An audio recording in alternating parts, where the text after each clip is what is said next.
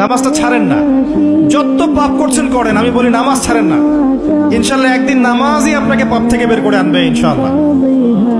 শয়তান আপনাকে হতাশ করতে চাইবে, শয়তান আপনাকে হতাশ করতে চাইবে যে তুই তো গার্লফ্রেন্ডের সাথে কথা বললি, রাতের বেলা পর্ন দেখলি, তুই তো ফ্রি মিক্সিং এ আছিস, তুই মাদক দ্রব্য খাচ্ছিস, তুই কাজে ফাঁকি মারিস, তুই ট্যাক্স আদায় করিস নাই, দুর্নীতি করছিস, তুই আবার নামাজ পড়বি কেন? শয়তান আপনাকে এগুলো বোঝাবে, কিন্তু নামাজ তো আমার সময় পায় না, আমি তো অনেক পাপী মানুষ, এই ধোকায় পা দিবেন না।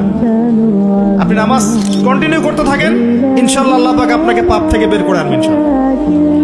ওই নামাজটা যদি ছেড়ে দেন তাহলে আর কোনো হাতিয়ার বাকি থাকবে না। আর আপনি যত পাপ করেন না কেন মায়ুস হবেন না, মন ছোট করবেন না।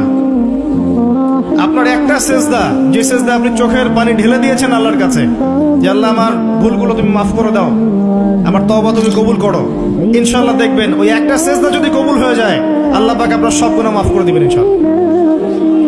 হতাশ হবেন না। শয়তান হতাশ করতে চাইবে মানুষকে, শয়তান মানুষকে হতাশ করতে চাইবে। এমনকি আপনার যদি পাহাড়ের পরিমাণ ঋণ থাকে, ওই ঋণ শোধ করার ব্যবস্থা আল্লাহ পাক করে দিবেন ইনশাআল্লাহ।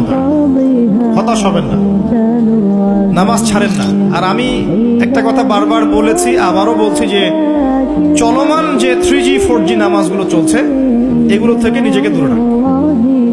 সব এখন ডিজিটাল, নামাজও ডিজিটাল। দেখা যায় যে 5 মিনিটের মধ্যে 4 রাকাত নামাজ শেষ, মাশাআল্লাহ। ইমাম সাহেব যদি 10 মিনিট পড়ায় দেয় তাহলে তো তার চাকরি নট। বোঝেন না এত তারা, আমার সময় নাই, আমরা ব্যস্ত মানুষ, এত সময় লাগে নামাজ পড়তে? ইমাম সাহেবকে বলছে, কমিটি ইমাম সাহেবকে চার্জ করছে, অথচ ইমামের উচিত তাদেরকে চার্জ করা। উল্টে গেছে এখন আর কি। ওইদিকে আসবো আমি। দাসী তার মনিবকে জন্ম দিবে, মানে সমাজের ন্যায় অন্যায়, ভালো মন্দ, হক বাতিলের মানদণ্ড উল্টে যাবে।